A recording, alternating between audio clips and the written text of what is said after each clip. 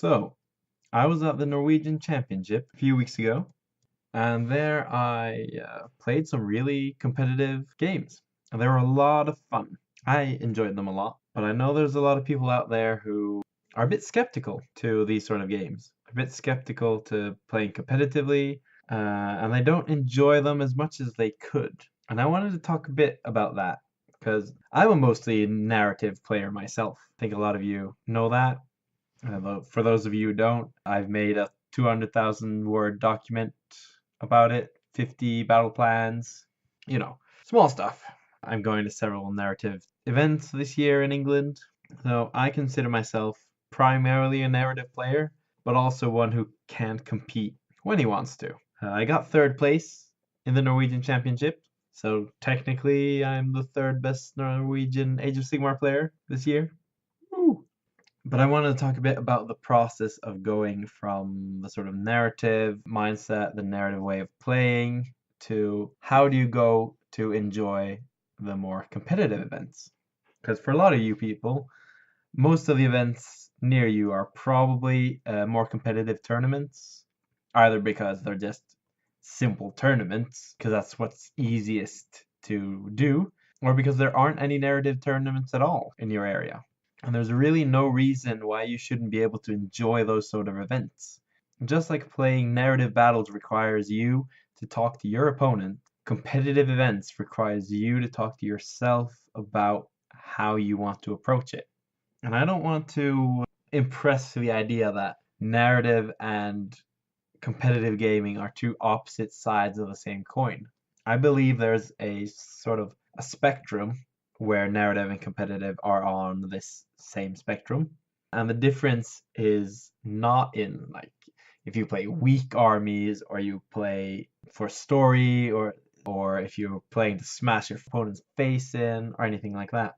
Rather, this spectrum of gaming narrative is based on whether or not the story of the game that you tell are in-universe stories in the case of narrative games or out of the game meta stories in the case of competitive games. And what I mean by that is that in a narrative game, you might think the Lord Celestin Vandus Hammerhand slew Korghos Cole in an epic battle, whilst in a more competitive sense, it's all about, oh, my Morngul failed 3 mystical rolls in a row. The stories that you tell and the experience that you have on the more narrative side are more about how this is supposed to work in the universe, whilst in the competitive side, it's more about how it works on the gaming side of it. If there's a hero that, Lord Celestins on foot in the stories are really hardcore badasses, but in the game they're not quite as strong. So narratively there's a bit of a discrepancy there. And this spectrum is how I feel that the entire game is set up. That it doesn't matter who you are, what kind of player you are somewhere on this spectrum of whether or not the stories of your games are primarily from the in-universe events of the game or of the meta events of the game. And neither side of this equation is good or bad. It just is.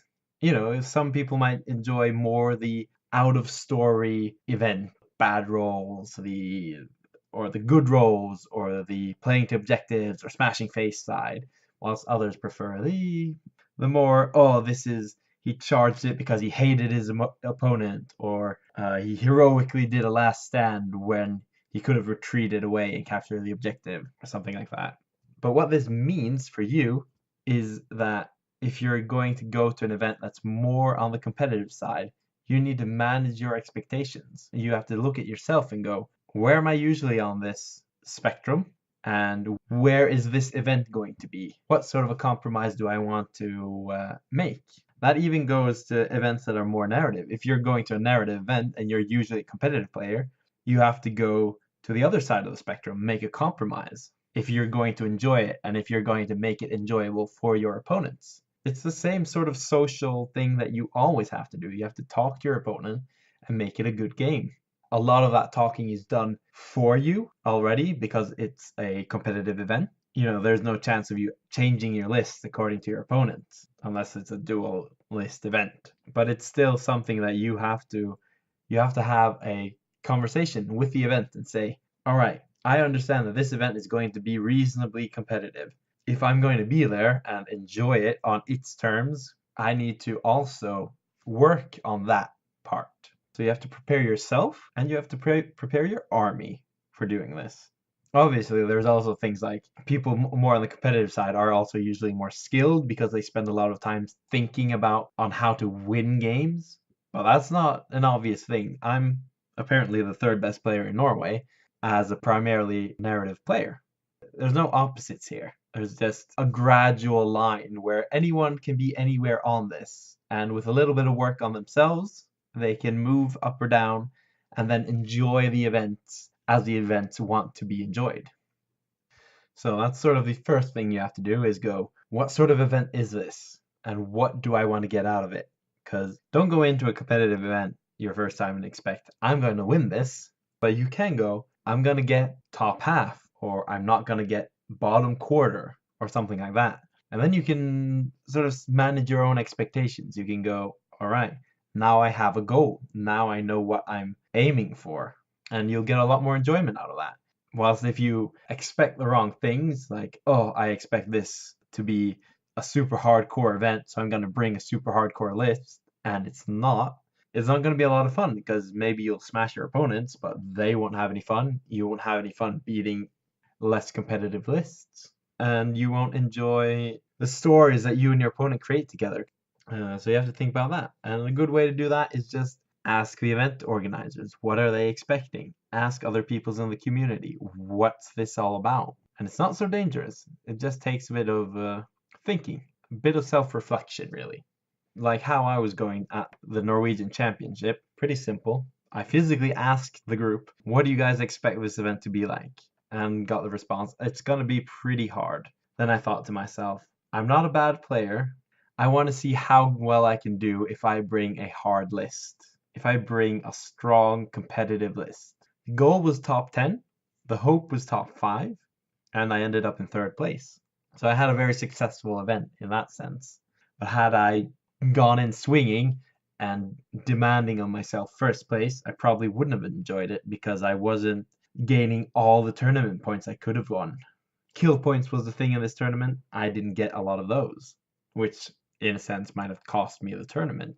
But that wasn't my goal, and I wasn't disappointed, and I had a great time.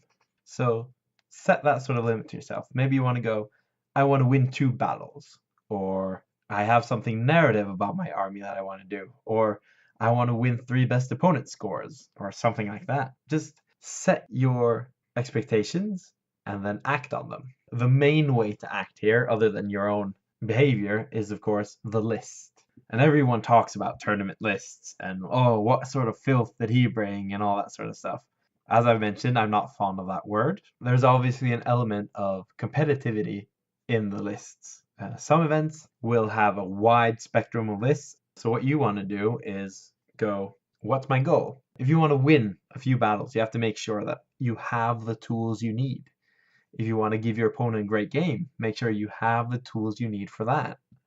And since this is a sort of a narrative slash going to a competitive event as a narrative player, there's 3 things that you always need to keep in mind to build better competitive lists.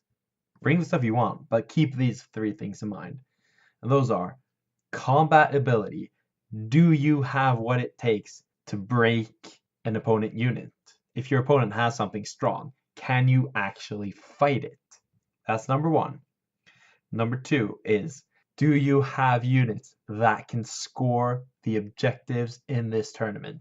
That might mean, if they're playing match play objectives, that might mean that do you have enough units of enough size? Because some will require you to have more than 5 models. Do you have 3 heroes for the 3 places of power? And that sort of thing. Do you have enough of those units that you can actually score objectives and win the games? And the third thing that you need to keep in mind is speed. Speed is key. It doesn't matter if you have the strongest combat unit in the game if it never gets into combat. It doesn't matter if you have objective grabbers, units that you've dedicated to that job, if they can never reach their objectives. So if you've got a good balance of that, good balance of quick objective grabbers and a reasonably speeded combat unit, you've got a list that can compete. You'll need a lot of more specific elements to win the event, but if you have things that can capture the objective, if you have things that can fight, and if you have the speed to achieve those two things, you'll do a lot better job. You'll be able to compete. Again, I don't mean compete in the smash face, break your opponent's back sort of fighting. I mean, you'll go into every scenario and not have lost on the list building level. Because if you're going to competitive event, you don't need to bring a purely honed, highly efficient, well thought out, planned list. But if you can compete on the objectives and in the combat phase, you're gonna give your opponent a great game. So to give an example of that, I'll use my list from the Norwegian Championship. I had a zombie dragon, a vampire lord on zombie dragon, a vampire lord on abyssal terror, a Morngul, a necromancer, 40 skeleton warriors with spears, Tomb King skeleton horsemen, Tomb King chariots, blood knights, and a Morngul. Now if you keep those elements in mind, you'll see immediately there's the vampire lord on zombie dragon, the Morngul, the blood knights, and the skeleton warriors. They're all combat threats. The skeleton warriors aren't fast. Morngul and the blood knights aren't super fast, but they're all combat threats. I can fight my opponent, and I have options when I want to fight my opponent. Then I've got the Tomb King skeleton horsemen and the Tomb King chariots, which are quite fast, movement 12, and they're quite tanky, so they're excellent at holding objectives. I can compete on objectives with those two.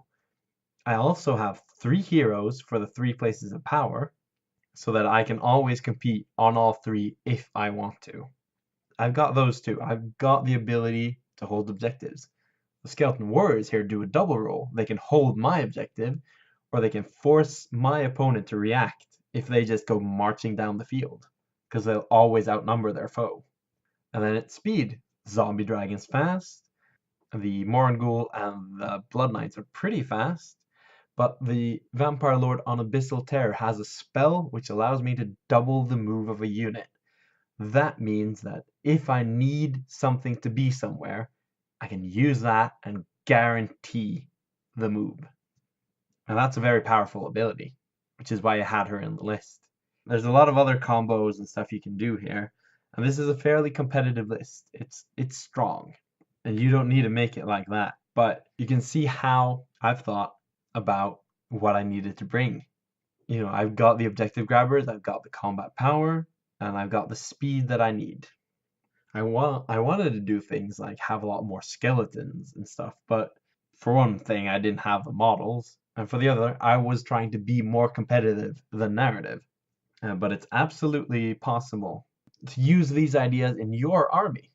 Say you have a Khorne Bloodbound army. You have mostly infantry. They're strong, they're fighty, so you've got the combat phase down. Now, make sure you do that. Make sure you actually have a really, really strong combat phase. Adding a Bloodsecretor to make sure that you have extra attacks. Adding a Whip guy so you get rerolls on your wounds. That's going to help. But you're Bloodbound, we're going to assume that you know the combat. What you do want is objective grabbers and speed, a thing that you might be lacking. How do you fix that? You can fix it with stuff like Marauder Horsemen. They're really fast, they're not very strong, but you can run them around to objectives and then they can help out a little bit with their ranged weapons. A couple units of them also helps with your battle line requirements. If you want to be a bit tankier, you can use Blood Crushers or Chaos Knights, which can do the same stuff, just a bit more costly and a bit more fighty. In a sort of competitive list, I might go with Marauder Horsemen because they're cheaper and they do the job, but allow me to spend more points on other elements of the army. On the other hand, in a more narrative list, I might use Blood Crushers or Chaos Knights of Khorne, just because I imagine they'd kill off all the Marauders for being too weak. So that sort of takes care of your objective grabbers, and then you need a bit of speed, right? How do you fix that? you can add sail, which every Chaos army now has, but that's ridiculous in your core and Bloodbound army. So you could add a whip guy. The Bloodstoker is going to help your speed by quite a bit. A Mighty Lord of Khorne might help with his extra D3 ability.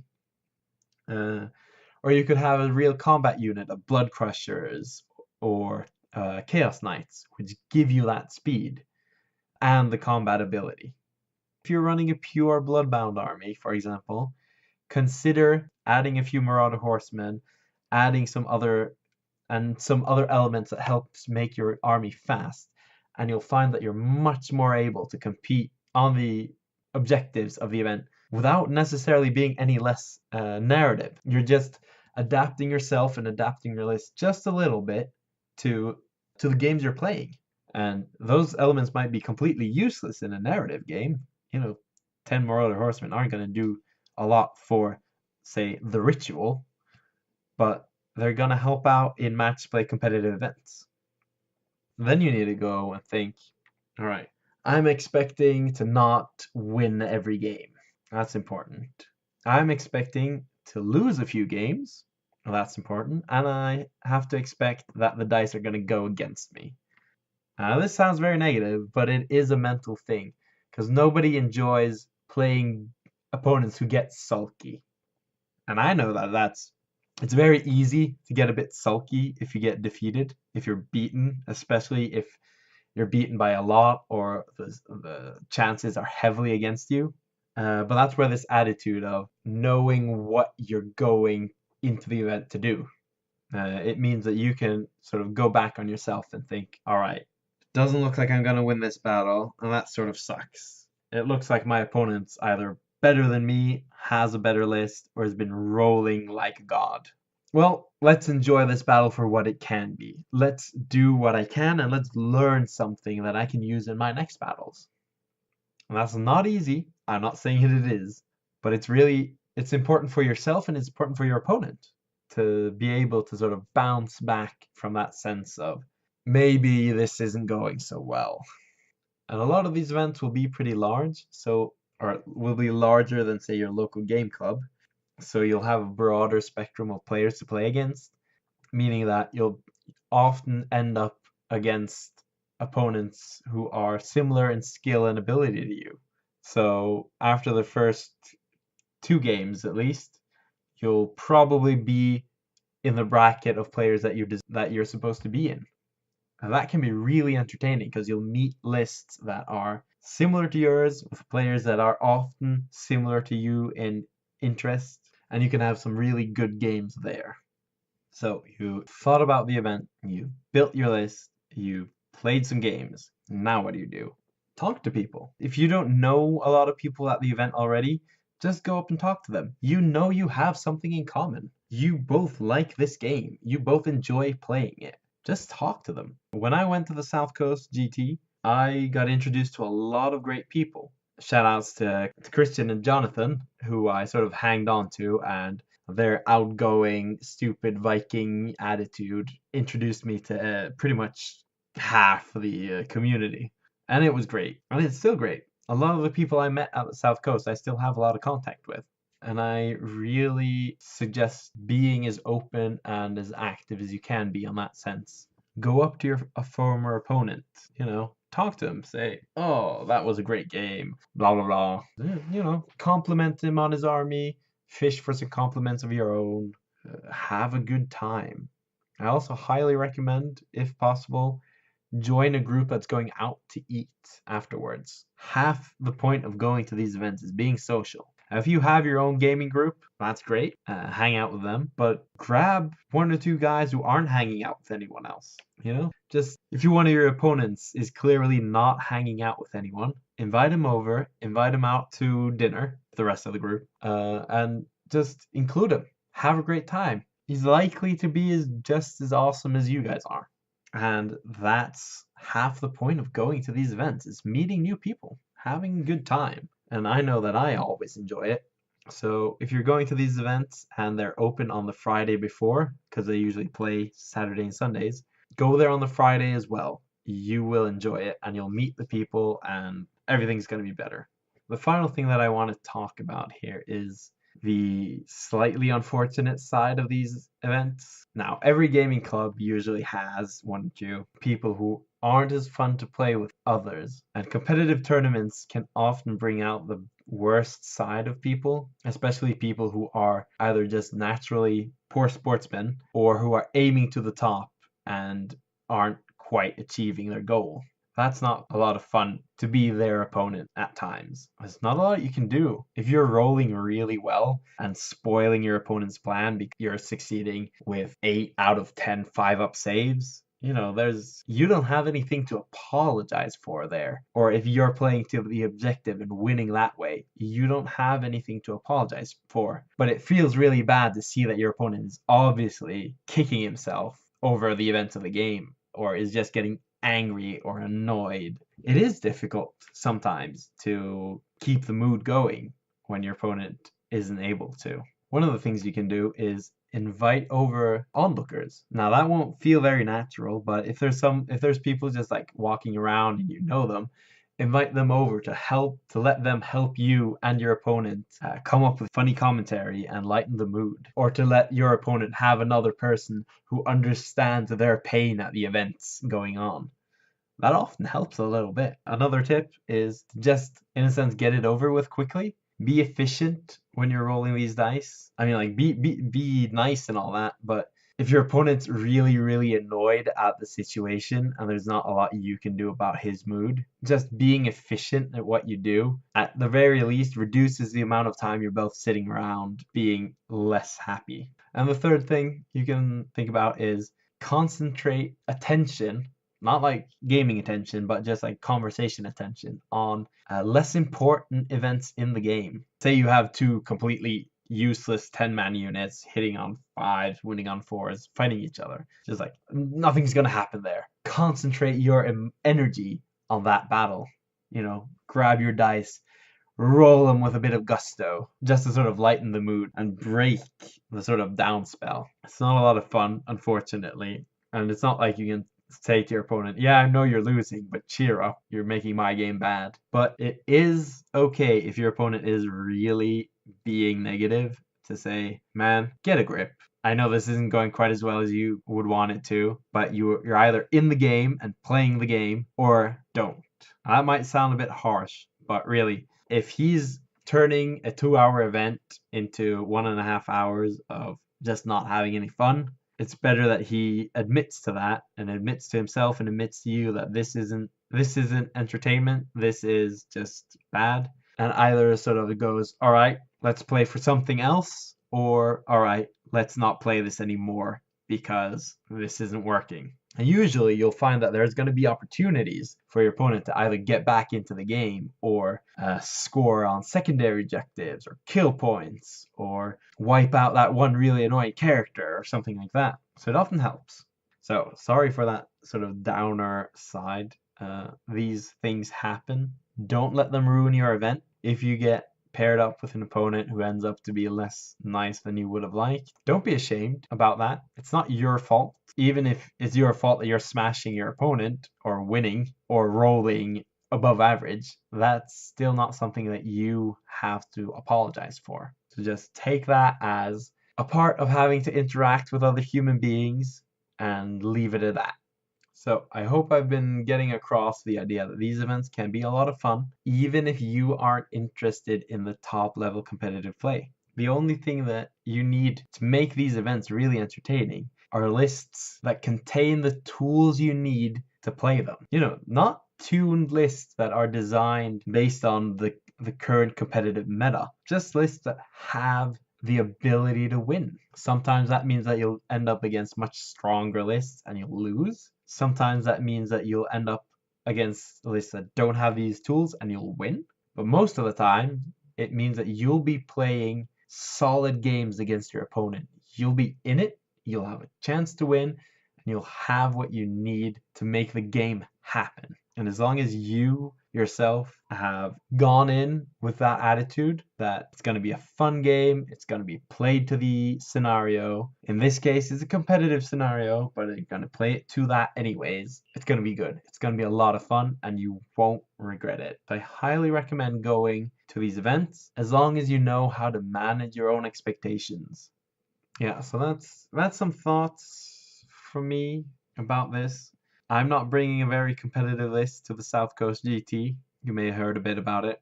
I'm bringing 12 chariots.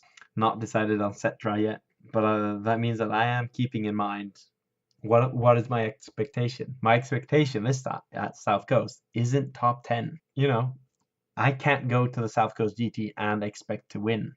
So I'm not going to build to that. I'm not going to play to that. But I am going to expect to get a decent result. I'm going to expect to win some of my games.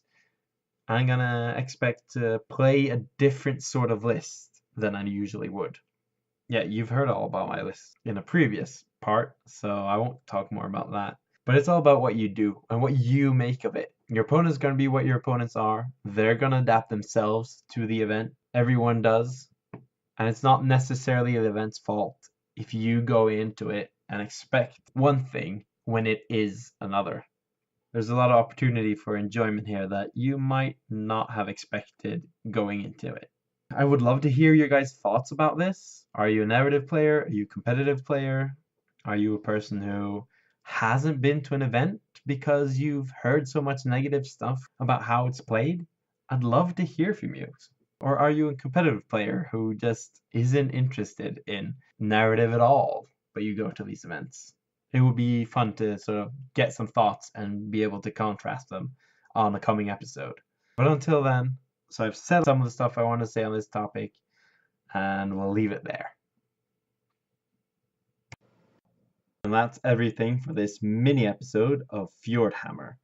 If you'd like to contact me, you can send me an email at fjordhammerpodcast@gmail.com.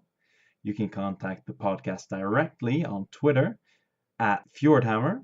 You can contact me at Darth_Alec. Or you can find me on tj.community and the reddit.com/r/Age of Sigmar under the name of Darth Alec. Join me again next week when the next minisode comes out. Adios.